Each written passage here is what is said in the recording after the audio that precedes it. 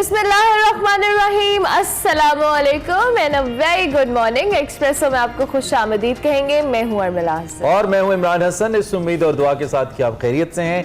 आज एक नए प्रोग्राम में, इनफैक्ट एक नए एपिसोड में हमारा साथ देने के लिए बिल्कुल तैयार हैं और नया वीक स्टार्ट करने के लिए भी तैयार हैं।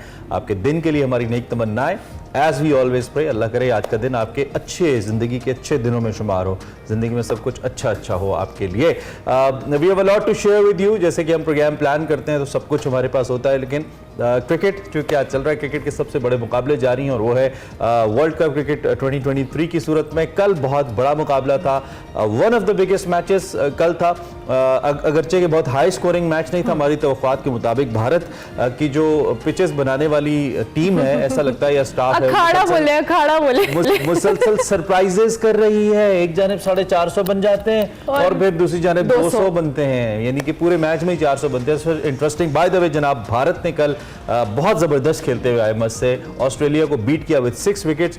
चेन्नई में ये मैच खेला गया था और भारतीय टीम ने 200 रन का हदफ दिया था, जो कि इनफैक्ट ऑस्ट्रेलियन टीम ने दिया था, और भारत ने यह हदफ 42वें ओवर में हासिल कर लिया और यूं ऑस्ट्रेलिया कल का मैच हार गया। बिल्कुल हार गया। शुरू में तो लग रहा था कि ऑस्ट्रेलिया, जब इंडिया ने बैटिंग स्टार्ट की और उनकी 3 विकेटें गिरी, उसके बाद अच्छा मैं समझ रही थी 2 रन पे गिरी। इमरान ने क्लियर किया कि वो 2 वाइड के एग्जैक्टली एक्स्ट्रा के रन थे, तो उसके बाद ऐसे लग रहा था कि ऑस्ट्रेलिया तो कमाल कर रहा है। लेकिन उसके बाद फिर जब विराट कोहली का कैच ड्रॉप हुआ और उसके बाद के राहुल और विराट कोहली ने जो फेंटी लगाई है ऑस्ट्रेलियंस की, कल बड़ा जबरदस्त इंटरेस्टिंग मैच था। लेकिन नो डाउट ऑस्ट्रेलिया ने भी बहुत अच्छा खेला और इंडिया ने भी बहुत अच्छा खेला। ऑस्ट्रेलिया हमें लगा एक टाइम पे कमबैक करेगा, लेकिन भाई फिर Virat is a match winning player and Virat has proven himself as a experience जो है ना वो नजर आता है। तो कल विराट ने वो प्रूव किया। आई मीन बगैर कोई रन बनाए आपके 3 टॉप ऑर्डर बैटर्स अगर आउट हो जाएं तो आप इमेजिन करें कि आपका जो मोरल है टीम का किधर जाता है। बट उसके बाद केएल राहुल वन सेकेंड बहुत अच्छी फॉर्म के अंदर नजर आते हैं। एक ब्रेक के बाद वापस आए थे अगेंस्ट पाकिस्तान, आपको याद होगा,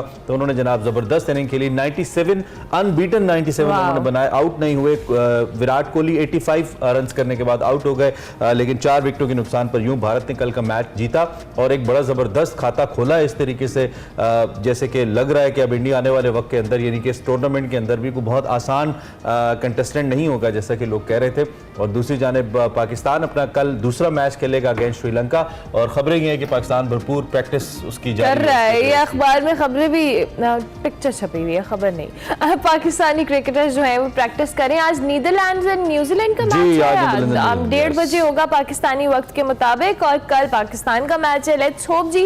और आपको पता है क्रिकेट पे हम इन डिटेल जाके आगे बात करेंगे। कल गर्मी बहुत थी, कल हम देख रहे थे प्लेयर्स, बड़ा बुरा हाल था बेचारे का चेन्नई के अंदर, और वहां पे बड़ी मुश्किल में खेल रहे थे। लेट्स सी पाकिस्तान किस तरह से परफॉर्म करता है और आज जो नीदरलैंड्स और न्यूजीलैंड का मैच होने वाला है उसमें क्या सूरत हाल बनती है। इन मैचेस इंटरेस्टिंग हो रहे हैं और कल का जैसे मैच हम इंडिया वर्सेस ऑस्ट्रेलिया कहते हैं, एक बड़ा जो कह ले स्ट्रॉन्ग टीम्स थी दोनों ने बड़ा अच्छा प्रूव किया।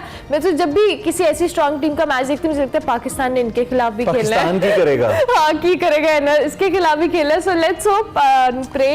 लेकिन एक बात मैं आपको बताऊं, पाकिस्तान ऑन इस डे, जिस दिन पाकिस्तान का दिन होता है, दुनिया की किसी टीम को भी अगर कोई टीम बीट कर सकती है तो वो पाकिस्तान है। बट ये डे नहीं होना चाहिए, कंसिस्टेंट होनी चाहिए परफॉर्मेंस आपकी।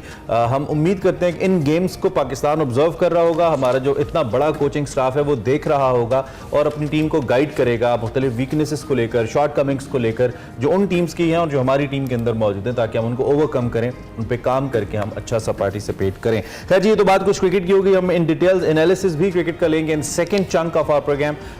उसमें हम कोशिश करेंगे जरा मजीद थोड़ा गुफ्तगू को आगे बढ़ा लें और कल के मैच को भी थोड़ा सा डिस्कस कर लें। लेकिन इससे पहले आप कल की सबसे बड़ी खबर जो थी, इनफैक्ट दुनिया की सबसे बड़ी खबर, इस वक्त पूरी दुनिया के अंदर एक ही टॉप ट्रेंड है और वो गजा है। वो इजराइल पैलेस्टीन के इस वक्त जो तूफान अल-अक्सा के नाम से, अक्सा स्टॉर्म के नाम से एक ऑपरेशन जिसका आगाज किया गया है फ्रॉम हमास, उसके बारे में डिस्कस किया जा रहा है और इस वक्त इसकी क्या सूरत हाल है, ये कितना बड़ा ऑपरेशन है, इस सब पे हमने इस हिस्से में बात करनी है।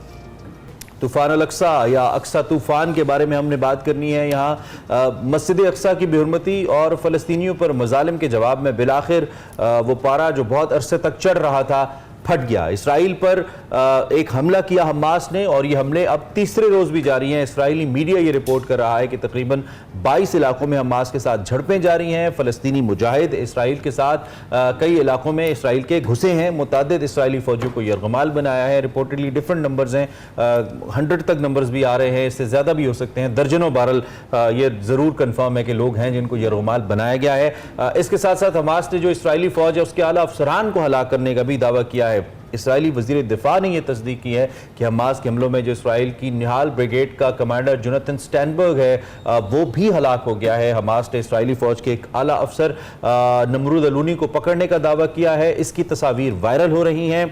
हमले के दौरान तेल अवीव में इमरजेंसी सायरन बजाए जा रहे हैं। इस वक्त भी यहाँ पे इमरजेंसी सायरन है और ताज़ा तरीन जो हमले हैं उनमें रिपोर्टेडली जो हमास है वो टारगेट कर रहा है तेल अवीव इंटरनेशनल एयरपोर्ट को, वहाँ पे भी अटैक किया गया और कई टैंक भी तबाह किए गए। हमास के जो रॉकेट हमले हैं उसके दौरान इसराइल का जो दिफाई सिस्टम है वो भी बहुत बुरी तरह से नाकाम रहा। दूसरी जानिब इसराइल की गजा में बर्बरियत भी जारी है। इसराइली तैयारों के फजाई हमलों में सैकड़ों फलस्तीनी शहीद हुए हैं, जबकि गजा की सबसे ऊंची इमारत फलस्तीन टावर को भी मलबे का ढेर बना दिया गया, जिसमें सैकड़ों खानदान आबाद थे। इसराइल ने जी गजा की जो बिजली है वो भी मुनक़ता कर दी है, जबकि इसराइली वज़ीर आज़म ने फलस्तीनियों को गजा की पट्टी से निकल जाने की धमकी भी दी है और कहा है कि हमास को हमलों की कीमत अदा करनी पड़ेगी। इसराइल और फलस्तीन के दरमियान ये जंग छिड़ने पर दुनिया भर में तशवीश का इजहार किया जा रहा है। अक्सर ममालिक ने कशीदा सूरत हाल का जिम्मेदार इसराइल को करार दिया है, जबकि मगरबी ममालिक हमेशा की तरह यहूदी रियासत के साथ खड़े हैं और जंगी हालात पर काबू पाने के लिए जी अक़वाम मुत्तहिदा का इजलास भी तलब किया गया, जिसमें फलस्तीनियों के खिलाफ जो इजरायली जारियत है उसकी मजम्मत की गई है। OIC ने जी फलस्तीन और इसराइल के दरमियान जो जारी तनाज़ा है उस पर कहा है कि आलमी बरादरी मुदाखलत करे और फलस्तीनियों के खिलाफ जो इजरायली जारियत है उसको रोके। इस हवाले से भी OIC में बात की गई है। बड़ा ये इंपॉर्टेंट वाकया है, पूरी दुनिया के अंदर इस पे बात हो रही है और एज यू सेड अमेरिका ने अपनी full support, rock solid support उन्होंने कहा हम देंगे इसराइल को। उन्होंने अपना बहरी बेड़ा भिजवाने का फैसला किया है। जो डिफेंस इक्विपमेंट है, सामान है, फिजाई तैयारे हैं वो उन्होंने देने का ऐलान किया है। Rishi Sunak has called Benjamin Netanyahu, UK के प्राइम मिनिस्टर ने फ़ोन किया है इसराइल के प्राइम मिनिस्टर को और उन्होंने अपनी भरपूर इमदाद देने का उन्होंने भी ऐलान किया कि we stand with you, we stand behind you. इस तरीके से दीगर ममालिक भी इजहार कर रहे हैं। दूसरी जानिब जो पॉप फ्रांसिस हैं, जो रूहानी रहनुमा हैं तमाम ईसाइयों की पूरी दुनिया के अंदर, उन्होंने अपील की है कि इसको जंग को मजीद आगे ना बढ़ाया जाए। जंग मसले का हल नहीं होता। पाकिस्तान ने अपना रद्द-ए-अमल दिया है। निगरान वज़ीर ख़ारिजा जलील अब्बास जिलानी साहब जो बड़े करियर डिप्लोमेट हैं उन्होंने आलमी बरादरी और ख़ासतौर पर मशरिक़ वुस्ता की बात की है कि इसमें जो आलमी बरादरी है वो मशरिक़ वुस्ता में देरपा अमन के लिए अपनी मुदाखलत करे, अपना किरदार अदा करे और अमन के लिए किरदार अदा करे। पाकिस्तान अवाम जो फ़लस्तीनी अवाम है उनके साथ इज़हारी यकजहती के लिए खड़ा है। इसराइली काबिज़ अफ़वाज का तशद्दुद और जबर फौरी तौर पर बंद करने का मुतालबा करते हैं, ये भी पाकिस्तान ने कहा है। सो इस वक्त जो सूरत हाल है इसको देखते हुए हमारे साथ मशरिक़ वुस्ता उमूर के माहिर ताहिर महमूद अशरफी साहब, हाफिज़ साहब मौजूद हैं। उनसे हम बात करेंगे, ज़रा उनसे हम पूछेंगे कि वो इस पे राय क्या रखते हैं और रियासत पाकिस्तान की जो पॉलिसी है हाफिज़ साहब उसको कैसे देखते हैं। हाफिज़ साहब, आई होप आप मुझे सुन पा रहे हैं, मेरी आवाज़ आ रही है आपको? हाफिज ताहिर महमूद अशरफी साहब, आपको मेरी आवाज़ आ रही है? कनेक्ट करने की कोशिश करते हैं दोबारा जी, इसको ज़रा फिक्स कीजिएगा ताकि हम दोबारा हाफिज साहब से बात कर पाएं। सो इस वक्त जो सूरत हाल है उसके मुताबिक ही जंग एस्केलेट हो सकती है। अभी एक्सप्रेस न्यूज़ पे शायद अब जब हमें देख रहे हैं तो नीचे टिकर आपको नज़र आ रहा हो जिसमें जो जंगी फरमान है उस पर साइन कर दिए गए अमला, और मेरा दिल बहुत बैठ रहा है, मैं बहुत डर रहा हूँ कि अब फ़लस्तीन के अंदर जो अटैक इसराइल प्लान कर रहा है, क्योंकि इसमें स्ट्रेट जो अटैक है वो सिविलियन आबादी के ऊपर है, वो हॉस्पिटल्स के ऊपर है। ये आप देख सकती हैं, ये रिहायशी इलाके हैं जहाँ पे ये अटैक्स हो रहे हैं। इसमें बच्चे, औरतें, और ये इसराइली अवाम के साथ भी नहीं होना चाहिए। औरतें और बच्चे तो नहीं होने चाहिए, बिल्कुल नहीं होने चाहिए। और इसके साथ साथ जो मनाजिर आप अपनी टीवी स्क्रीन पर देख रहे हैं, कल इंटरनेशनल मीडिया भी इसको रिपोर्ट कर रहा था। बहुत सारे जो सहाफ़ी थे वो उस वक्त मौजूद थे और उनकी मौजूदगी के दौरान वहाँ पीछे हमले होते हुए नजर आ रहे हैं।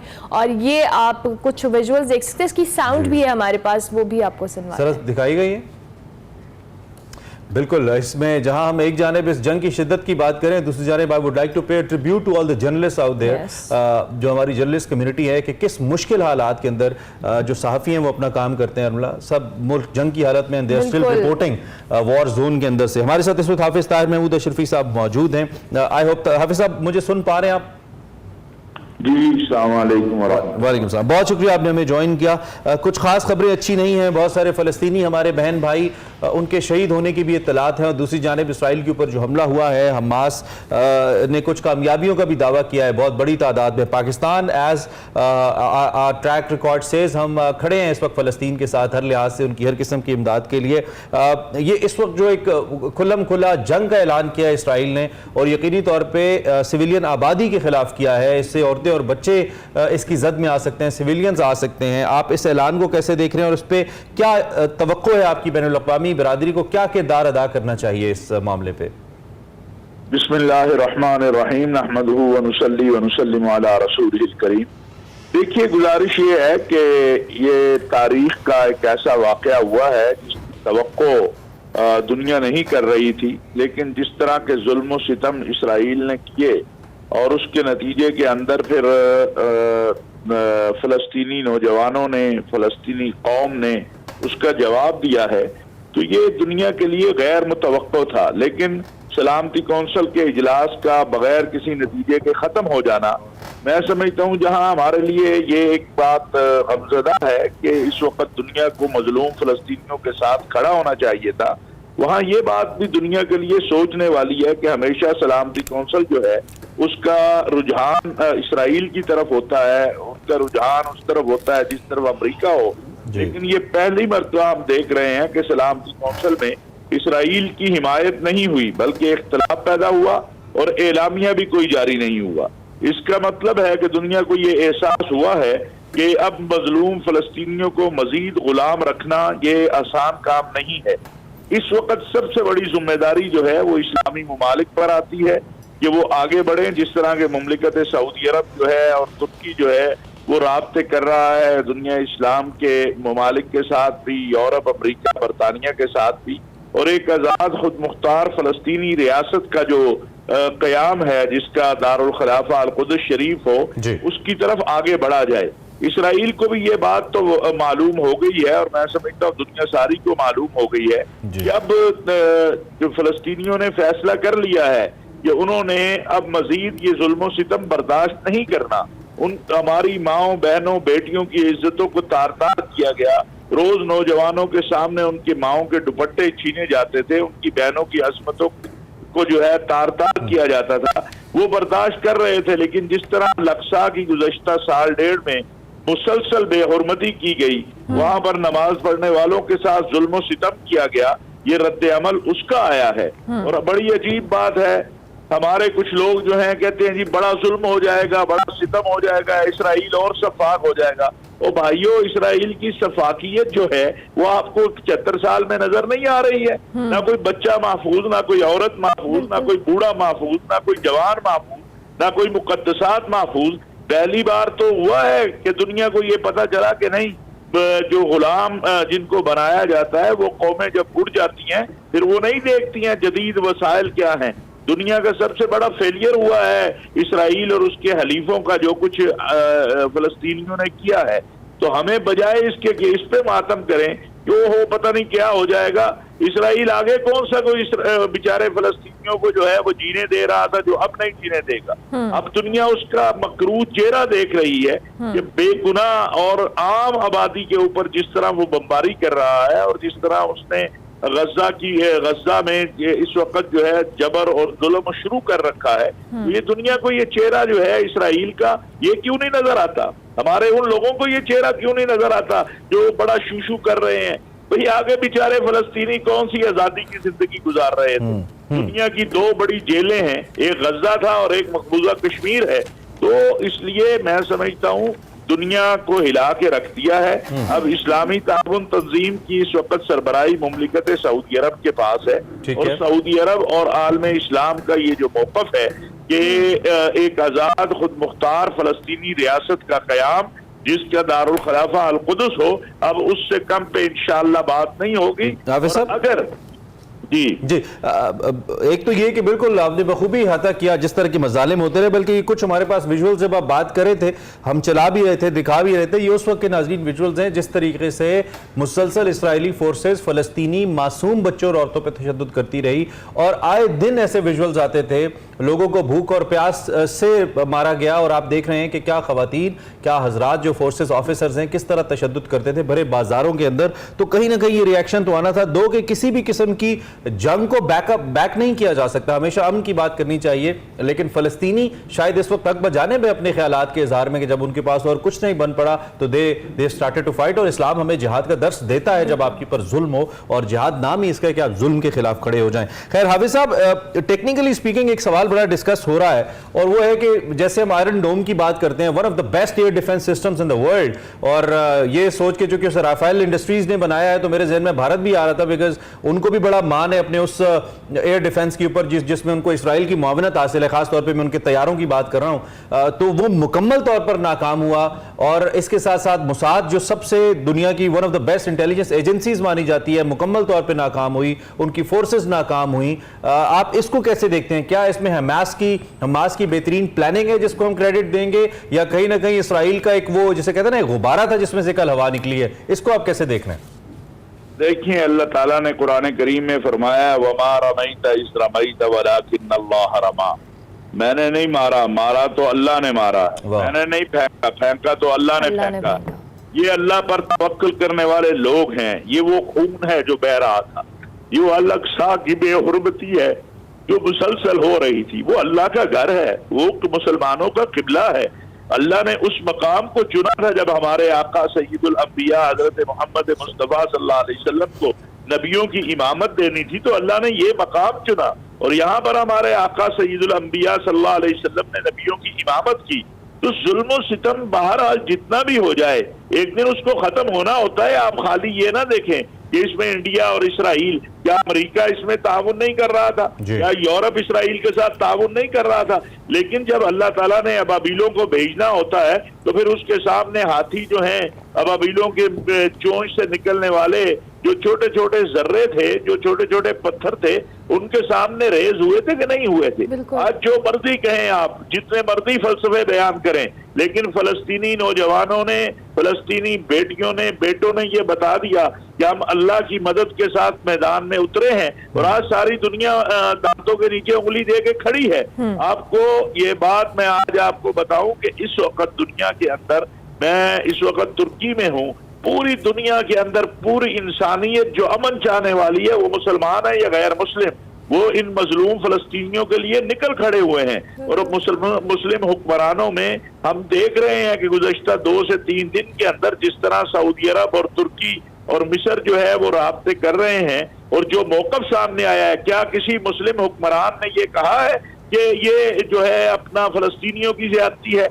हर एक ये कह रहा है कि हम इसराइल को समझा रहे थे, हम इसराइल को कह रहे थे, हम इसराइल को ये बावर करवा रहे थे कि ये जुल्म और सितम का सिलसिला बंद करो, वगरना फिर ये होगा। मुमलिकत सऊदी अरब का जो बयान आया है उसमें बड़ा क्लियर है। हम तो यहाँ मफरूजों पर बात करते हैं, सऊदी अरब जो बात कर रहा था और कर रहा है, और उसके साथ पूरी दुनिया इस्लाम खड़ी है कि एक आजाद खुद मुख्तार फलस्तीनी रियासत का कयाम। अब इसराइल को समझ आ गई होगी कि सऊदी अरब हमें जो समझाने की कोशिश कर रहा था, या वाया अमेरिका वो जो हमें कह रहा था, अगर हम ये नहीं मानेंगे तो ये अब और दरवाजे खुल गए हैं। हाफिज, अक़वाम मुत्तहिदा का भी इजलास हुआ और वो इजलास बेनतीजा रहा। जिस तरह से आपने खुद भी कहा कि अमेरिका हो या यूरोप हो, उनकी मुदाखलत होगी, और जाहिर है पहले भी इनको सपोर्ट रही है इसराइल को इन तमाम तर ममालिक की। अक़वाम मुत्तहिदा हो या दीगर आलमी इदारे हों, उनको इसमें इंटरफेयर करके किस तरह से इस चीज़ को एक सोल्यूशन की जानिब लेकर जाने हैं। और जैसे आप खुद भी कह रहे कि जंग किसी मसले का हल नहीं है, पर फ़लस्तीनियों ने अगर अपने लिए आवाज़ उठाई है तो ये बहुत ज़रूरी था। और इस वक्त उनके ऊपर जितने जुल्म सितम के पहाड़ तोड़े जा रहे थे, उसके बाद उनका ये इस तरह का जहाद करना जस्टिफाइड है। लेकिन स्टिल जो इंटरनेशनल इदारे हैं, अक़वाम मुत्तहिदा, उनकी इंटरफेरेंस कितनी जरूरी है इस सारे मामलात में? देखिए, मैं समझता हूँ ये जो आज के इजलास का कोई एलामिया नहीं आया, हमें अक़वाम मुत्तहिदा से कोई खुशफहमी नहीं है। मैं आपको बताऊं, आज जो एलामिया नहीं आया, ये भी फलस्तीनियों की जीत है, ये भी फलस्तीनियों की फतह है। इसलिए कि हमेशा अक़वाम मुत्तहिदा से तो मुसलमानों के जख्मों के ऊपर जो है वो मिर्चें छिड़की गई हैं। अक़वाम मुत्तहिदा की करारदादें हैं कश्मीर के हवाले से, अक़वाम मुत्तहिदा की करारदादें हैं फ़लस्तीन के हवाले से, अक़वाम मुत्तहिदा उस पर अमल नहीं करवा सका। और हमेशा अमरीका ने जारहियत करके और इसराइल के हामी ममालिक ने सलामती कौंसिल को और अक़वाम मुत्तहिदा को इस्तेमाल किया है। आज अगर बेनतीजा ये इजलास खत्म हुआ है, ये फ़लस्तीनियों की मैं फतह समझता हूँ। इस्लामी दुनिया को जिस मैंने जैसे अर्ज किया कि कोई इस्लामी मुल्क ऐसा नजर नहीं आ रहा जो ये बात कहे कि ये जो है फ़लस्तीनियों की ज़्यादती है। हर एक ये कह रहा है कि जो जुल्म इसराइल ने किया आज उसका नतीजा उसने भुगता है। और हमें कोई मत कराए या ये फ़लस्तीनियों को मत बताए यहाँ ठंडे कमरों में बैठकर कि इसराइल तबाही कर देगा। और कौन सी तबाही होती है जब जवान भाइयों के सामने उनकी बहनों की असमतें लूटी गई, जब जवान बेटों के सामने उनके माओं के दुपट्टे खींचे गए, जब मुसलमानों के मुकद्दसात की तौहीन की गई, जब जो है जारहियत के साथ गलीज इसराइली फौजी जो हैं अपने बूटों के साथ मेहराब मिंबर अल-अक्सा के मेहराब मिंबर तक पहुंच गए, उससे बड़ी भी कोई ज़्यादती थी। ठीक है हाफिज साहब, थैंक यू वेरी मच जी, बहुत शुक्रिया हाफिज साहब, आपने हमें वक्त दिया और ख्यालात का इज़हार किया। हाफिज ताहिर महमूद अशरफी साहब मशरिक़ वस्ता की मौजूदा सूरत हाल पर बात कर रहे थे। इस वक्त पूरी दुनिया सरापा एहतजाज है उस जुल्म के खिलाफ जो कि फ़लस्तीन के साथ हुआ है, लेकिन दूसरी जानिब जो वेस्टर्न पावर्स हैं दे स्टिल सपोर्टिंग इसराइल और वो इस मामले में उसकी हिमायत में सामने आए हैं। नतीजा जो भी निकलता है, लेकिन सिविलियंस का, औरतों और बच्चों का इस जंग के अंदर ख्याल रखा जाना चाहिए, उन पर कोई जुल्म नहीं होना चाहिए। एक ब्रेक लेते हैं, ब्रेक के बाद आते हैं और दोबारा लिंक करते हैं। Welcome back to Expresso. World cup के मुकाबले जारी हैं। कल मैं पता नहीं क्यों अपसेट शिकस्त कहने लगा था, it was not an upset शिकस्त। भाई भारत ने बहुत अच्छा खेला और ऑस्ट्रेलिया को हराया। ऑस्ट्रेलिया वैसे भी कोई बहुत अच्छे टच के अंदर नहीं नजर आ रहा हमें इस टूर्नामेंट के अंदर। खैर भारत ने जी कल 200 का हदफ चेस किया और 6 विकेटों से इस मैच को अपने नाम किया और बहुत अच्छा स्टार्ट किया टूर्नामेंट का। और ऑस्ट्रेलिया को ऑब्वियसली एक बुरा स्टार्ट था, अगरचे कि एक्सपेक्ट करे थे हम इस विकेट के ऊपर कि अगर अर्ली ऑन नई गेंद से 2-3 विकेटें निकल आती हैं तो भारत को टफ टाइम मिलेगा, लेकिन once again it was Virat and KL. Rahul, they have shown their class और इस तरह कल का मैच इंडिया जीता। एक और हाई स्कोरिंग मैच भी हुआ, उस पर भी बात करेंगे, लेकिन उसके साथ साथ मेरा फोकस अब अगला आने वाला मैच पाकिस्तान वर्सेस श्रीलंका होगा, जिसके तहत हमारे प्लेयर्स हैदराबाद दक्कन में मौजूद हैं। राजीव गांधी इंटरनेशनल स्टेडियम के अंदर प्रैक्टिस जारी है। इसमें क्या रिजल्ट हम एक्सपेक्ट करें, इस सारे मामले पर बात करेंगे। And Syed Awais joins us. Thank you very much Awais, कैसे हैं आप? ठीक ठाक हैं? अस्सलाम वालेकुम आप दोनों को। मैं अल्लाह का शुक्र, आप दोनों ठीक है? बिल्कुल ठीक है। वैसे कल के मैच पे सबसे पहले अपना तज्जिया दें। हम तो पहले एक्सपेक्ट कर रहे थे ऑस्ट्रेलिया ने जैसे पहले ही 3 विकेटें ली और हम एक्सपेक्ट कर रहे थे कि इंडिया को टफ टाइम मिलने वाला है, लेकिन फिर एज यूजुअल विराट कोहली के.एल. राहुल की जो पार्टनरशिप है बड़ा ज़बरदस्त, उन्होंने इंडिया को मैच जिता। इंडिया ने नो डाउट बहुत अच्छा खेला। देखिए जैसे कोई मैच स्टार्ट हुआ था तो आपको याद है कि वर्ल्ड कप से पहले इन दोनों की वैसे भी अच्छी एक केमिस्ट्री बनी हुई थी, क्योंकि वहां पर सीरीज ऑस्ट्रेलिया खेल रहा था, सीरीज हारा था इंडिया से। तो मेरे जहन में कहीं ना कहीं बात थी कि शायद ये कंडीशन ज्यादा सूट भी करती हैं ऑस्ट्रेलियंस को। आपको पता है उनके ज्यादा प्लेयर्स आईपीएल खेलते हैं, मैक्सवेल वगैरह की बात करूं, चाहे वार्नर की, तो उनको इन कंडीशंस का बेहतर पता होता है। स्टार्ट थोड़ा सा ऑस्ट्रेलिया का अच्छा था, लेकिन जो बीच में फंबल हुआ एकदम ऑस्ट्रेलिया, जो कि स्पिनर्स ने आके अटैक किया, जडेजा की बात करें आप और वक्त हुआ चाहता है हमारे सेगमेंट का। बिल्कुल, सेगमेंट है हमारा जी निकले तेरी तलाश में, जिसमें वकार अहमद मलिक और मुस्तनसर हुसैन तार साहब आज बात करें मुहावरे का इस्तेमाल अदबी जो तख्लीक है उसके लिए क्यों लाजमी है। इस हवाले से बात हो रही है आज के सेगमेंट में।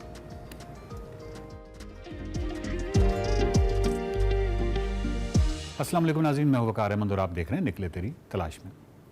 आज बात करेंगे मुहावरे पे। आपको मालूम है कि हम बचपन में जो निसाबी कुतब पढ़ते थे तो उसमें बहुत ज़्यादा मुहावरे हुआ करते थे, और फिर जो एग्ज़ामिनेशन था या इम्तिहान था उसमें भी मुहावरे जो हैं वो उसमें आते थे सवालों में, जिसमें आपने बताना होता था कि इस मुहावरे का मतलब क्या है। लेकिन जब हम लिटरेचर में देखते हैं और स्पेशली जो मगरबी अदब में जो भी दुनिया का बड़ा अदब है उसमें हम देखते हैं तो वहाँ देखते हैं कि मुहावरा बहुत कम इस्तेमाल हुआ है। इसकी क्या वजह है कि अदब में जब हम जाते हैं, लिटरेचर में जाते हैं, तो वहाँ पे बहुत कम इस्तेमाल होता है। गो के बरसगीर में मुहावरा इस्तेमाल होता रहा है। कुछ राइटर्स जो हैं उनका जो बयान है वो बड़ा बामुहावरा होता है, लेकिन इसकी क्या ज़रूरत है या नहीं है, या मुहावरे की अहमियत क्या है, तार साहब से पूछते हैं। तार साहब ने बहुत कम मुहावरा इस्तेमाल किया है और मेरे ख्याल में ये वही बेहतर जवाब दे सकते हैं। तार साहब ये बताइए कि एक तो आपने बहुत कम मुहावरा इस्तेमाल किया है, और दूसरा ये कि क्या मुहावरा जो है क्या इसके बगैर भी अदब लिखा जा सकता है, यानी आप बेहतरीन इज़हार कर सकते हैं मुहावरे के इस्तेमाल के बगैर भी? मुहावरा जो है ये एक निसाबी कैफियत है, मुंशियाना।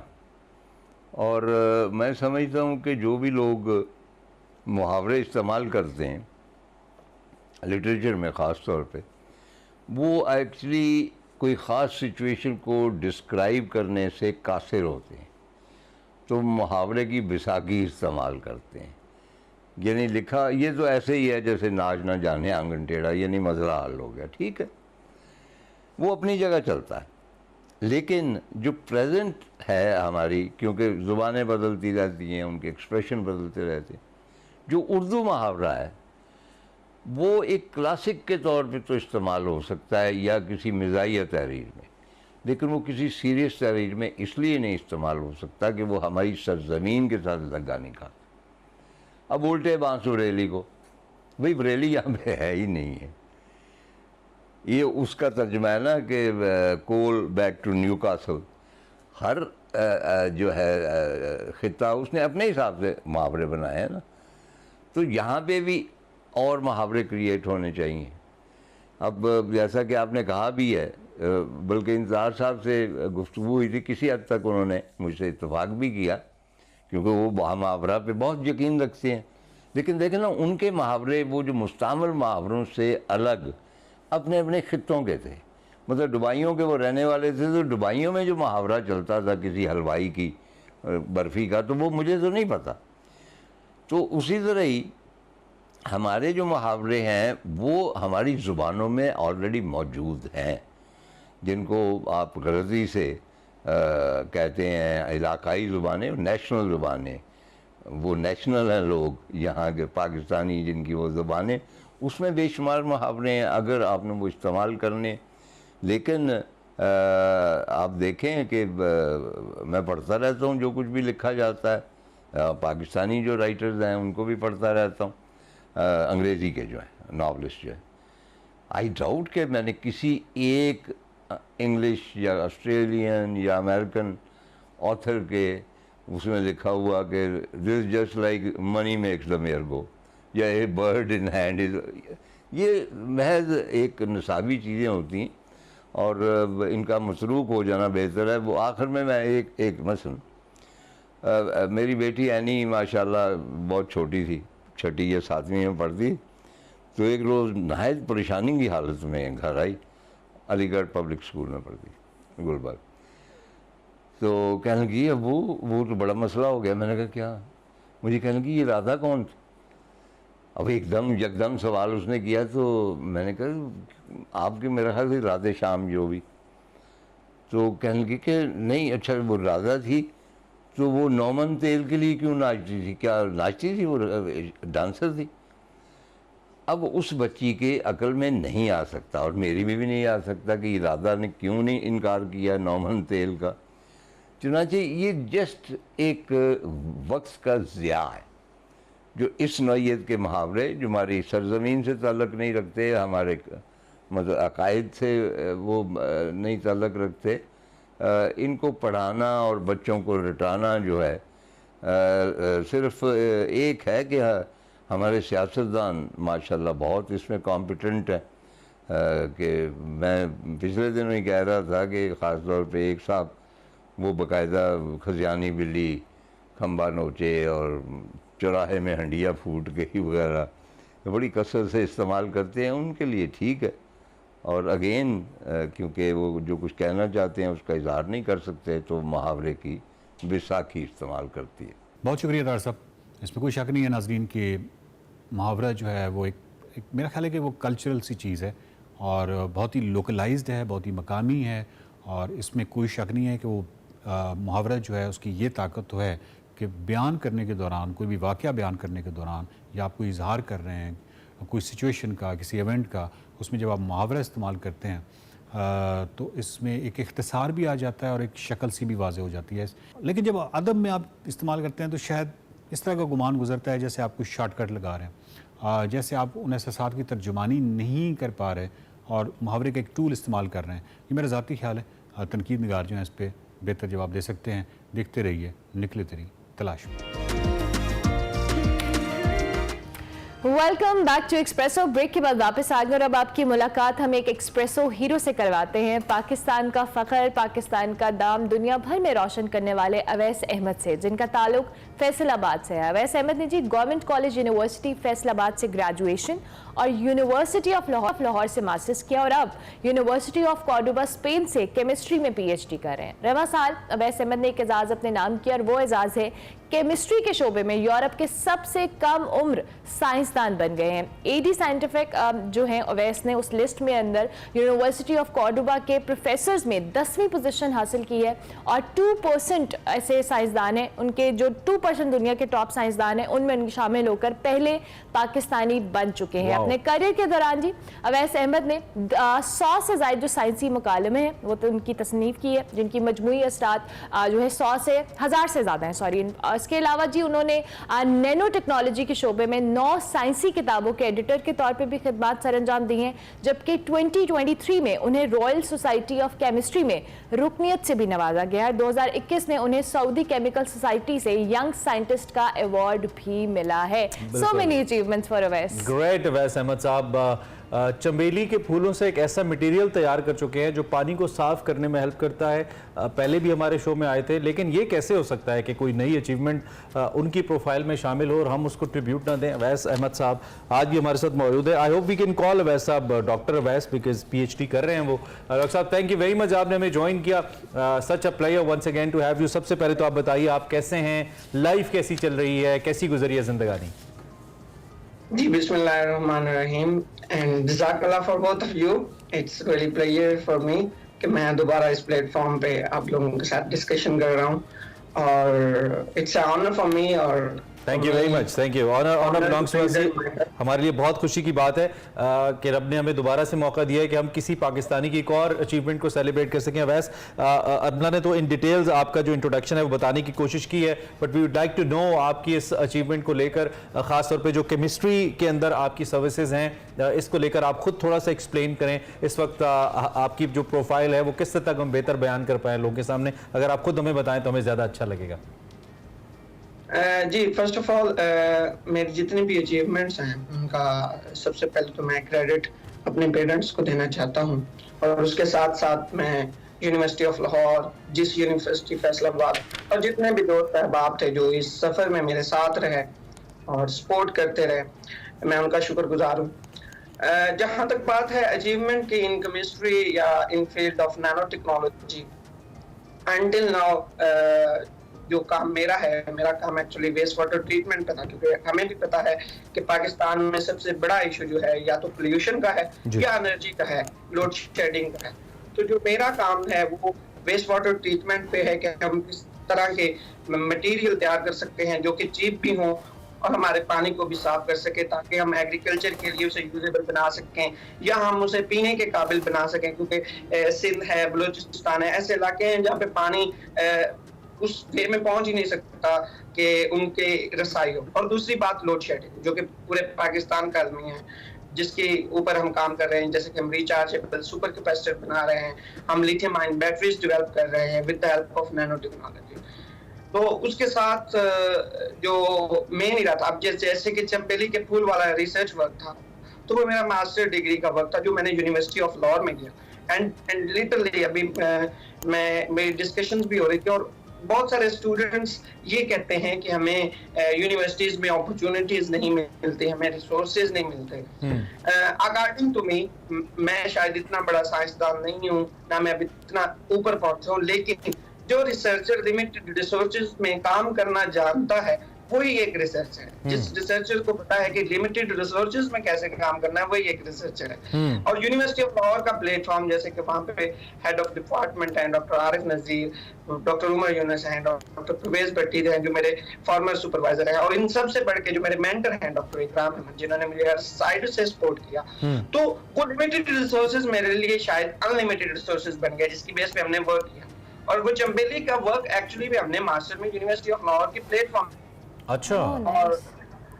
और उसके बाद फिर हम इसको ग्लोबल रिकॉग्नाइज कर सके इन। ठीक है, ठीक है। तो ये जो बिकमिंग अ पार्ट ऑफ ये जो यूरोपियन साइंटिस्ट है, इसके अंदर आप एक तो ये है कि you are the youngest scientist in Europe आपका ताल्लुक पाकिस्तान से है, ये बहुत बड़ा एजाज़ है, जहाँ पे तालीमी मेयार इतना बुलंद है, जहाँ पे रिसर्च मैथडोलॉजीज इतनी कमाल हैं, इतना ज़्यादा इन्हांस किस्म के तरीक़ाकार हैं रिसर्च को लेकर, इंस्टीट्यूशंस की बहुत बड़ी सपोर्ट है, दुनिया के बेहतरीन इदारे मौजूद हैं रिसर्च करने के लिए। वहाँ पे एक पाकिस्तानी नौजवान उठते हैं और वो टॉप 10 साइंटिस्ट के अंदर और यंगेस्ट साइंटिस्ट बन जाते हैं, ये बहुत बड़ा एजाज़ है। अब तक की क्या लर्निंग्स है आपकी टॉप नॉच साइंटिस्ट की कैटेगरी में आकर जो आपने गेन किया है? और दूसरी बात ये भी कि आप जिस तरह आपने कहा कि आपकी PhD चल रही है स्पेन से, तो बुनियादी तौर पर आपका सब्जेक्ट क्या है जिसके ऊपर आपकी फिल वक्त रिसर्च चल रही है और किस हद तक आप उसमें कामयाब भी हो पाए? ज़रा इस हवाले से प्रोग्रेस हमें बताइए।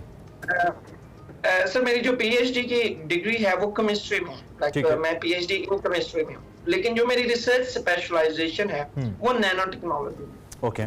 जहाँ तक बात है टॉप 2% साइंटिस्ट की लिस्ट में आना during my PhD, I think so I was the वनस्ट गाय जो ड्यूरिंग PhD इस लिस्ट में। अब इस लिस्ट में आने का मतलब क्या है या इस लिस्ट की रिकॉग्नाइजेशन क्या है, ये डिपेंड करता है कि आपकी रिसर्च का इम्पैक्ट कितना है और आपकी रिसर्च को कितने साइंटिस्ट ने एक्नॉलेज किया है ड्यूरिंग देयर रिसर्च। बिल्कुल सही। मींस अगर आपकी रिसर्च एक्नॉलेज हो रही है रिसर्चर्स के साथ तो वो उसको साइट करते हैं, तो जितनी साइटेशंस आपकी बढ़ती हैं उस हिसाब से वो रैंकिंग बनती है। तो अगर आपके पेपर बहुत अच्छे हैं तो आप एक तो नंबर ऑफ पेपर्स और एक क्वालिटी ऑफ पेपर्स, ये मैटर करता है। मींस ये दोनों एक ही साइड पे चल रहे हैं। ठीक है। तो उस स्टैनफोर्ड यूनिवर्सिटी बनाती है हर साल, तो उस रैंकिंग में डेफिनेटली आना मेरे लिए एक एजाज की बात। और लिटरली आई वाज शॉक्ड जब मैंने चेक किया और मेरे एक दोस्त ने मुझे भेजा कि देखें आपका नाम भी इसमें है, तो मैंने पहले चेक किया तो मुझे लगा नहीं ये मैं नहीं, because it was literally shocking for me कि ये मैं कैसे हो गया हूं। लेकिन जब मैंने चेक किया और यूनिवर्सिटी के प्लेटफॉर्म पे किया तो I literally shock and I tell this news to my mother that I have been selected and that is a really good achievement. Brilliant. Definitely. अच्छा डॉक्टर अनस, जिस तरह से अभी आपने खुद भी कहा केमिस्ट्री के शोबे के अंदर दुनिया भर के अंदर बहुत उस तरह से लोगों को अपॉर्चुनिटीज़ हैं उनकी रिसर्च वर्क को दीगर चीज़ों को लेकर। हम पाकिस्तान के अंदर जैसे एज यू सेड के यूनिवर्सिटी ऑफ लाहौर में आपने अपने इस प्रोजेक्ट का आगाज़ किया था, आप कितनी रिकग्निशन है इंटरनेशनली हमारी यूनिवर्सिटीज़ के अंदर जो स्टूडेंट्स रिसर्च वर्क करते हैं उनकी इंटरनेशनल लेवल के ऊपर, और क्या उसको मज़ीद बेहतर करने के लिए यूनिवर्सिटी लेवल के ऊपर या दीगर इदारे इसमें पार्टिसिपेट करके इसको मज़ीद बेहतर कैसे कर सकते हैं? जी, फर्स्ट ऑफ ऑल तो ये है कि पहली बात इसमें हमेशा यही होती है कि स्टूडेंट खुद कितना डिटरमिन्ड है। फॉर एग्जांपल अगर आज आप लोग इस प्लेटफॉर्म पे बैठे हैं, इट डजंट मीन कि आप एकदम इस प्लेटफॉर्म पे बैठे हैं। Everyone face a lot of problems to reach on the peak. Student हमारा ऑन स्टार्ट फेडअप हो जाता है कि मुझे ये चीज क्यों नहीं मिल रही। वो हमेशा चाहता है कि मुझे एकदम 100% मिल जाए, मुझे एकदम हर चीज अवेलेबल हो जाए। उसके लिए उसको स्ट्रगल करनी पड़ेगी क्योंकि लिमिटेड रिसोर्सेज हैं। जहां तक बात है जो भी पाकिस्तानी रिसर्चर जब पाकिस्तान से बाहर यूरोप आता है या किसी भी और कंट्री में आता है तो वो 200% परफॉर्म करता है क्योंकि वो पाकिस्तान में लिमिटेड। जब मैं इधर आया स्पेन में तो मैं जब पहले दिन मेरी लैब में था तो मैं लिटरली ये कह रहा था कि इधर तो मैं बहुत कुछ कर सकता हूँ, यहाँ पे तो बहुत सारी चीजें अवेलेबल हैं। Very positive. और मैंने विद इन 6 मंथ 32 कैटलिस्ट बना दी। तो मेरे प्रोफेसर ने कहा कि आइंदा आपने लैब के अंदर केमिकल नहीं यूज करना because you are a chemical eater. आप एकदम इतने कैटलिस्ट बना दिए आपने, तो आप इन कैटलिस्ट को दूसरे स्टूडेंट्स के साथ यूटिलाइज करो और उनको दो कैटलिस्ट तो इससे वैसे भाई हम ये भी अंदाजा लगा सकते हैं कि एक जो ऑप्टिमिस्टिक आपकी अप्रोच है वो यानी कि ग्लास को भरा हुआ देखना। आप वहाँ पे कोई मेरे जैसा स्टूडेंट ये भी तो कह सकता था कि मैं तो स्पेन में आ गया हूँ, यहाँ पे लैंग्वेज बैरियर है, मैं इतना दूर आ गया हूँ, मैं क्या करूँगा यहाँ पे, लेकिन आपने कहा कि यहाँ तो मैं बहुत कुछ कर सकता हूँ। That's pretty amazing. मैं आपको ज़रा बिल्कुल आखिरी हिस्सा है लेकिन मैं आपको दोबारा वापस आपके गाँव आपके नेटिव टाउन, आपके इलाके में लेके जाना चाहता हूँ। जो अक्सर साइंटिस्ट की ये स्टोरी होती है कि वो अजीबोगरीब सवाल करते हैं, वो बच्चे अजीबोगरीब सोचते हैं, इतना अजीब सोचते हैं पाकिस्तान में खास तौर पे या हमारे बड़े सगीर में कि लोग उनको कहना शुरू हो जाते हैं कि ये तुम क्या सोचते रहते हो, ये क्या पूछते रहते हो। उनको नहीं पता होता कि ये एक साइंटिस्ट बनने जा रहा है। क्या अवैध साहब भी एक ऐसे बच्चे थे और सवालों पे आपको भी टोका जाता था और फिर वही सवाल आज आपको माशाल्लाह दुनिया के टॉप साइंटिस्ट में शामिल कर रहे हैं? Well, that is a little bit sad story. Like मेरी फैमिली ही रिलेटिव्स ही मेरे पेरेंट्स को कहते थे कि ये पता नहीं क्या कर रहा है, इसको इधर ये कांस्टेबल की भर्तियां आई हैं इधर करवा दें, ये वापडा की भर्तियां आई हैं इधर करवा दें, ये आ रहा है इधर करवा दें। लेकिन मेरे फादर जो अभी इस दुनिया में नहीं है, अल्लाह ताला उनको खैर दे, वो उनका मुझ पर ट्रस्ट था। उन्होंने कहा था कि मेरा बेटा, तो मैं आखिरी बेटा था, I was the last son of my family, तो उनको इस चीज से था कि he will do something which no one do in the entire life. तो उन्होंने कहा बेटा तुम कर, तुम्हें जो करना है वो कर। सो आई स्टार्टेड माय वर्क। लेकिन उस वर्क के साथ मैंने बहुत सारी चीजें फेस भी की, लोगों की बातें फेस की। इवन मेरे गांव के एक तो मेरे सिर्फ 2 या 3 दोस्त थे, लेकिन जितने भी गांव के करिकुलम के लोग थे वो इवन टॉन्ट करते थे एट दैट टाइम। और ऐसा होता है। मेरा सवाल ये पूछने का मकसद ये था कि हो सकता है इस वक्त कितने अवैस अहमद इन्हीं गांव देहातों में इस वक्त आपको देख रहे हो, उन पे ऐसे ही टॉन्ट्स हो रहे हों, उनके रिश्तेदार आज ऐसे ही कह रहे हो कि वापडा में भर्ती करा दें, पुलिस में कांस्टेबल लगवा दें, और लेकिन उन्होंने कुछ डिफरेंट करना हो। आपके वालिद साहब के लिए हमारी ढेर दुआएं हैं। उनका ये ट्रस्ट आज पाकिस्तान को एक इतना ज़बरदस्त ब्रेन दे के गया है और आपकी सर्विसेज यकीनी तौर पर उनकी रूह की साले सवाब के लिए बहुत ज़रूरी है। वैस थैंक यू वेरी मच, आपने हमें ज्वाइन किया। Keep making us proud and जिसे कहते हैं ना कि स्काई इज़ द लिमिट, उससे भी आगे, सितारों से आगे जहाँ और भी हैं। बहुत अच्छा लगा हमें आपसे मिलकर। आप अवैस अहमद साहब से मिल रहे थे जो कि इस वक्त यंगेस्ट यूरोपियन साइंटिस्ट हैं और पाकिस्तानी हैं। बिल्कुल, हम ब्रेक लेंगे, ब्रेक के बाद वापस आएंगे और आपकी मुलाकात एक ट्रैवलर से भी करवाएंगे। देखते रहिए Express. Welcome back to Expresso. हमने आपको ब्रेक पर जाने से पहले बताया था कि अब हम आपकी मुलाकात एक ट्रैवलर से करवाने वाले हैं। वैसे एक टूरिस्ट और ट्रैवलर में बहुत फ़र्क होता है। टूरिस्ट जब आप जाते हैं किसी मुल्क के अंदर, वहाँ की जो हिस्टोरिकल प्लेसेस हैं, उनके कल्चरल एस्पेक्ट्स को देखते हैं।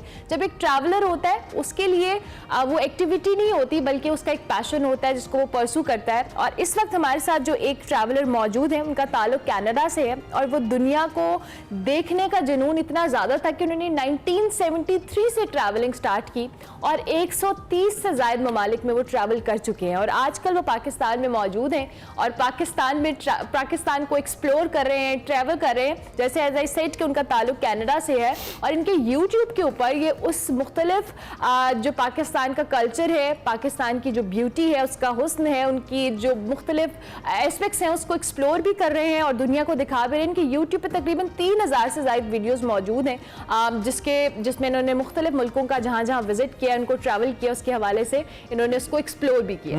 So in other words, if you cannot travel the world, practically or physically, you can simply go through Mr. Douglas Spencer's YouTube channel and you might have an idea that what the world is up to.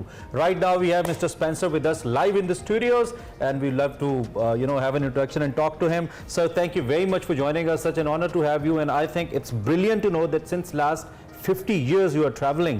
I mean, it's a huge time. People most of the time when they're young, they think about their career, making new houses, buying new cars, but you might have been spending all did you have on the traveling and exploring the world.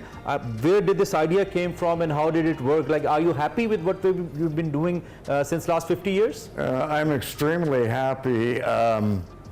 Materialism has a limit, and I'm satisfied with my life in Canada.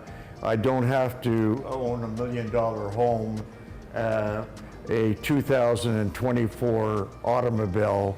I'd rather spend my money on travel because I think travel is extremely valuable. Yeah. And I've been traveling since 1973 internationally. So far I've traveled to about 133 countries. Wow. This is my first time in Pakistan. Wow. But I absolutely love Lahore and Pakistan. The people are number one. I've never met such friendly people in my life. Wow. Oh, wow. Even in Brazil, the people are friendly, and in the Philippines, but nothing like Pakistan. Wow, that's amazing. How long you have been traveling in Pakistan, and which cities you have been there and you have explored? What culture do you like the most about Pakistan? What's the most beautiful thing about Pakistan, specifically the cities? Well, I've only traveled in Punjab, so I've spent most of my time in Lahore. I spent 3 days in the south, but I always came back to Lahore because it has so much to offer in terms of culture. It's a paradise for photographers. I mean, every time you walk 5 feet in the old city, there's a National Geographic photograph right there for you to take. It's really quite amazing.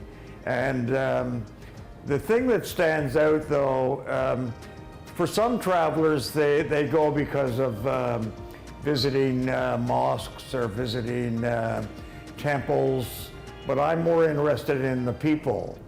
And I've traveled to some very interesting places, including Afghanistan, Yemen. Wow. And it's surprising. So here I would like to know the perception that might have been made in your mind before traveling to Pakistan, because whenever an international traveler plans to visit to Pakistan, and when he discusses to a friend or a colleague that I'm going to visit Pakistan, most of the times we haven't heard some real good reviews or positive reviews about Pakistan. They say, "Oh man, are you sure? Are you serious?" Because people think that there's a great unrest in Pakistan somehow. What was your perception before coming here, and is it completely changed now? Well, basically the source of information on Pakistan would come from the governments of the United States, Canada, UK, and they paint a very negative picture of Pakistan because they tend to generalize. If there's a little problem in a country, in a certain area, they'll paint the whole country as dangerous. And this is not so with Pakistan. I can only speak about Punjab. I feel very comfortable here. If you want to talk about a dangerous place, think of parts of Los Angeles or New York City or even Toronto, my hometown. Do we tell Pakistanis when they come to Toronto that there were 100 murders last year in Toronto? We don't tell them. Do we tell Pakistanis that Toronto's a dangerous city? No. No, we don't tell them. It's all about perception. So right now you're in the best phase of your trip, being on our show. How do you feel? I'm sorry? I mean, right now you're at the best phase of your trip, being on our show. Might be the, Well, how you feel? The sadness is I leave for Canada tomorrow. I don't want to go. Is it difficult to get a Pakistani citizenship, perhaps? Not really. But you're welcome at any time, whenever you like to come. Nobody would. It's such an honor to have you. Tell us about the favorite food you have tasted in Pakistan. Have you tried biryani, nihari, anything specific in Pakistan, specifically in Lahore? The food's tremendous. It's real. It doesn't have chemicals in it.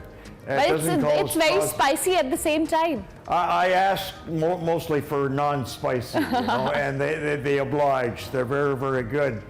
I came with a stomach like this from Canada, and now it's like a Pakistani stomach now, very, very flat. That's really great. So I'll go back the right weight to Canada tomorrow. So, Mr. Spencer, any advice that you would like to give to the new travelers who are actually, maybe the age of 20 or 25, they might be planning to travel the world. Do you have any advice to them, the things that you haven't done and you'd like them to do, and the thing you might have done, you would say, no, don't do that while traveling? Any advices? Well, I think the potential of tourism in Punjab anyways is absolutely tremendous.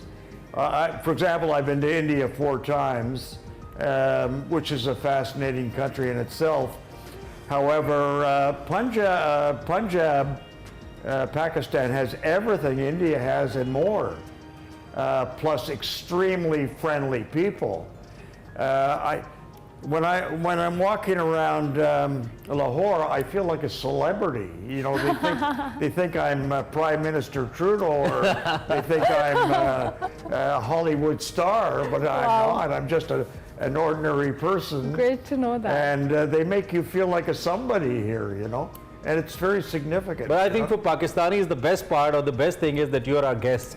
So we always like to appreciate and celebrate our guests. And this is what people say whenever they visit Pakistan. It's such a pleasure to know that you had a good time in our country. Anything else that you like to suggest to the state who actually handles the tourism in Pakistan? Because we know we have lots of shortcomings to, to present our potential in tourism to the world. Anything that you like to suggest to us that how we can portray our travel, our tourism better to the world so that more people can come like you? Well, I hope I help a little bit, because when I go back to Canada, I shot a lot of really good positive videos, and I'm going to put them on my website. I only have 85,000 followers, mind you, but I have, I often speak at travel clubs, and I'm going to paint the true picture of Pakistan, at least Punjab, when I return to Canada, because the story is not accurate at all. See, newspapers in the West, they sell more papers. The TV, they get more viewers when the news is bad. Bad. And yeah. negative. The good news doesn't sell Is papers. not a news anymore. Good news is not a news for people. Exactly. Yeah. So Since you have been traveling Pakistan, have you learned a bit of Urdu, any word of Urdu? Or Punjabi. Or Punjabi, since you said you have been visiting Punjab so far. I must apologize. I'm very bad with languages. Oh, that's I nice. should be able to speak. My mother was French, my father was English. I should be able to speak French, but I don't. So what if we like to make you learn one, like when we ask about kya hal chal hai, like, I mean, how are you? So we say in Punjabi, Paji ki hal hai? I'm sorry, Can you? I must admit, because many people speak English here, so it's very easy, you know. Yeah, somehow it is. When I'm in West Africa, for example, they don't speak any English. I have to speak terrible French. So there's a popular line about Lahore, Lahore, throughout Lahore the world. People say Lahore, Lahore hai. Oh, is that right? Lahore, Lahore hai. La Laura. Yeah. Yes. Lahore. That's amazing to have you, Mr. Spencer. So one last question that I have, anything that you like to suggest once again to all the Pakistanis out there, and especially to all the travelers out there who haven't traveled Pakistan yet, though we know we have certain problems while getting Pakistani visa for all the international tourists, anything that you like to suggest to them through our platforms if they like to come to Pakistan? Well, this is a message to tourists and travelers that if you don't go to Punjab, you're missing something important in life. Wow. And it's the way that people live, how friendly and hospitable they are. I've been to 130 countries. I've never experienced such hospitality. Wow. Such a pleasure to know that. You're missing out on something if you don't come to Punjab. That's really great, Mr. Spencer. Such an honor to have you.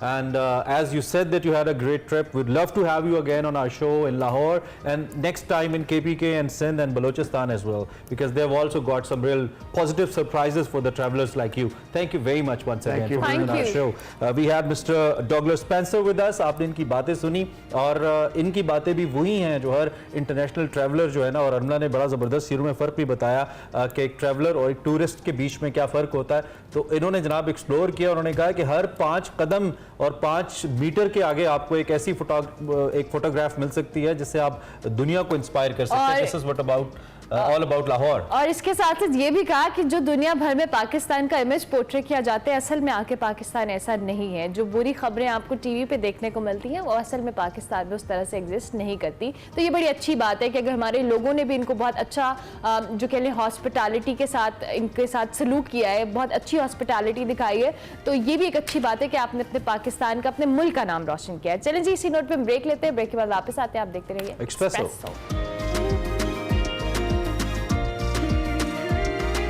Welcome back to Expresso program का बिल्कुल आखिरी हिस्सा। हमने आपसे इजाजत भी लेनी है, लेकिन जाते जाते आज हमने वर्ल्ड पोस्ट डे के हवाले से बात करनी है। यानी कि मौजूदा दौर में अगर हम दौर की बात करें तो इसमें जो डाक है वो सिस्टम अब हमें नजर ही नहीं आता। मोबाइल फोन है, डिजिटल वेज ऑफ कम्युनिकेशन है। कभी लिखे आपने खत या रिसीव नहीं, किया? मैंने नहीं किया। अनफॉर्चुनेटली अनफॉर्चुनेट जनरेशन है हमसे, हम थोड़े पुराने सही, लेकिन हमने खत लिखे भी हैं और खत देखे भी हैं, और क्या जबरदस्त फील आती थी, क्या जबरदस्त फील आती है अगर अब भी गई। अब तो ऐसे पाकिस्तान पोस्ट बेचारा बहुत ही बुरे हाल में, हाँ, लेकिन खत लिखना, खत रिसीव करना had its own charm and I still remember क्या दिन थे वो। हाँ, अब आपको वेट करना पड़ता था, खत आ रहा है उसका आते जवाब। जाते पूछते थे पोस्ट ऑफिस से, खत नहीं अच्छा, आया। हाँ, खत तो नहीं आया। अच्छा जी, आज वर्ल्ड डाक डे यानी वर्ल्ड पोस्ट डे के हवाले से सिकंदर भट्ट ने कुछ हमें बता रहे हैं। आज का सेगमेंट है तड़के तड़के, आप वो सेगमेंट देखिए और हमें दें इजाजत। हम आपसे कल फिर मिलेंगे, तब तक की हमारी तरफ से अल्लाह हाफिज़। अल्लाह हाफिज़।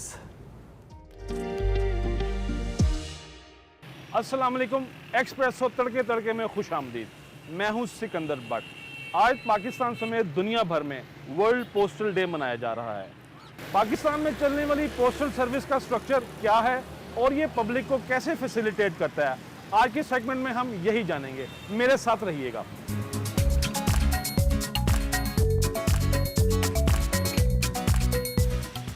आपको वो ज़माना याद होगा जब गलियों मोहल्लों में लोहे की साइकिल पर बैठे, सर पर कुल्ला पहने, मूछों को ताव दिए, खाकी वर्दी में मलबूस एक डाकिया आया करता था। तमाम अहले मोहल्ला को इस डाकिये का इंतज़ार होता था। किसी को अपने रिज़ल्ट का इंतज़ार होता था, किसी को इम्तहानात के रोल नंबर का इंतज़ार होता था, और किसी फैमिली को परदेश में गए घर के सरबराह की तरफ से आने वाले पैसों का इंतज़ार होता था। इनकी जो सर्विस है हमारे पाकिस्तान पोस्ट सर्विस अच्छी है, बेहतर है। हाँ जी, बेहतर है, और बाहर की निस्बत इनका रेट भी कम है जी। ये बड़ा वैलिड पॉइंट है। पाकिस्तान में बहुत सी प्राइवेट कंपनियां ये काम कर रही हैं और माशाल्लाह बड़े अच्छे लेवल पे काम कर रही हैं, लेकिन हमारा पोस्ट ऑफिस डिपार्टमेंट आज भी उनके मुकाबले में सस्ता है। देखो जी, सानू 75,000 रुपया बिल पाता, साढ़े मीटर ते किसी ने कुंडी पाई ही, बजाय ओनू फड़न दे सानू फड़ लिया। हुण 75,000 रुपया पा दिता, दसो ही 75,000 कित्थों देंगे? नहीं तो इसका काम जीपीओ से क्या तल्लुक है? वो कहंदे ने उत्थे जाके मिंतर ना करो, शायद तुहाडी कोई गल सुन लवे। ओह बंदा है खुदा, बिल वापड़ा गया, आप जीपीओ में आए हुए हो। ਉਹ ਉੱਥੇ ਹੀ ਹੁਣ ਤਾਰਨ ਆਏ ਆ ਨਾ ਭਾਈ, ਕਰਦਾ ਚੁੱਕ ਕੇ ਆ ਵੇਖੋ पूरा 75,000 है, चौवानी घाट नहीं है। बैंक बंद हो जाते हैं 5 बजे, और जबकि हमारा पोस्ट ऑफिस कितने बजे तक बिल जमा करता है? 12 बजे तक रात। 12 बजे तक। यस। पाकिस्तान पोस्ट ऑफिस अब सिर्फ ख़तों किताबत की तरसील या पार्सल एक जगह से दूसरी जगह पहुंचाने का काम ही नहीं करता, बल्कि यहाँ पर हज़ारों लोगों के बैंक अकाउंट्स भी हैं। यहाँ पर एक पैरेलल बैंकिंग सिस्टम काम कर रहा है। सर अस्सलाम वालेकुम। सर पोस्टल डे पे काम कर रहे हैं, आप क्या करके आ रहे हैं इस वक्त? मैं ये पोस्टल वगैरह करवा के आ रहा हूँ। एक ज़माना था लोगों की चिट्ठियाँ संदेशे पोस्ट ऑफिस से गुजरती, अब मुझे लगता है कमर्शियल काम ही रह गए हैं यहाँ पर। डेफिनेटली वही रह गए हैं, बाकी तो सोशलाइज आपको पता है जितने हम हो गए हैं और मॉडर्न की तरफ जा रहे हैं। आपके ख्याल में हमारा जो पोस्ट डिपार्टमेंट है जीपीओ, इसकी काम करने की जो स्ट्रेंथ है और जो इसका पैटर्न है, ये इंटरनेशनल लेवल के मुकाबले पे मुनासिब बहुत है? अच्छा है, बहुत अच्छा बहुत है, अच्छा है, बहुत अच्छा है। ये एक एजुकेटेड इसमें कोई एडवोकेट डाउट साहब की अल्फाज। कभी डाकिया देखा है इधर यहाँ पर? हाँ जी, कभी पहले देखा था आपने। किहो जाता डाकिया? बस थैला पा के आंदा सी खाकी है कलर दा, रोल नंबर लेके आंदा सी कि सईयां दी चिट्ठी लेके आंदा सी? बस जो मर्जी समझ ले। हंस रहे हैं, मुझे लगता है आपकी चिट्ठी लेके आता होगा, शैतान कहीं के। अस्सलामुअलैकुम सर। वालेकुम सलाम। पाकिस्तान में पोस्ट का जो निज़ाम है उससे सेटिस्फाई? बिल्कुल घटिया है, किसी काम का नहीं है। सीधी सी बात कर, ना तो डाक टाइम पर पहुंचती है, ना मनी ऑर्डर टाइम पर पहुंचता है। गाड़ी के डॉक्यूमेंट है फाइल है वो टाइम पर नहीं पहुंचते, उसके बाद कार्ड नहीं पहुंचते वो अक्सैद वाले को। ये साल हो गए हम थक के खा रहे हैं। हमारे हुक्मरानों को आप क्या मशवरा देना चाहेंगे कि इस डिपार्टमेंट की परफॉर्मेंस को कैसे भेज दें? इसको भेज दें। लो जी, भेज दो इसको भेज दो, स्टील मिल को भेज दो, PIA को भेज दो।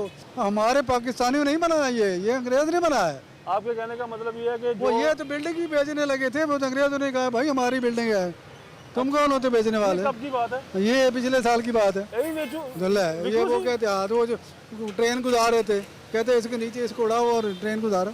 वो तो अंग्रेजों ने कहा भाई हमारी बिल्डिंग है, इसके ऊपर आप बिल्डिंग नहीं बना सकते। आप कौन होते हैं? आपकी जो थोड़ी है, हमने तो वक्फ की है, पाकिस्तान को दिया इस्तेमाल करने के लिए, लेकिन मेंटेनेंस के पैसे लेते हैं। जिस तरह वो दयाल सिंह मेंशन है वगैरह क्यों रखी है, पाकिस्तानी खा ना जाते अभी तक।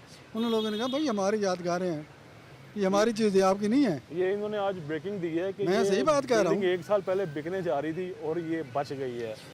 भाई क्या करने आए हैं आप? बिल जमा करवाने के लिए। यार आज मुझे सारे कस्टमर बिल के मिल रहे हैं। मैं यहाँ पर प्रोग्राम करने आया था। आज वर्ल्ड पोस्ट डे है, दुनिया में डाकखानों का आलमी दिन है, तो हमारे डाकखाने में बिल ही जमा हो जा रहे हैं। सारा बेसिकली बुरानी बिलिंग का, लोगों के ऊपर बोझ भी यही है। कोई अफसरान इसकी हेल्प नहीं कर रहे पब्लिक वर्क की।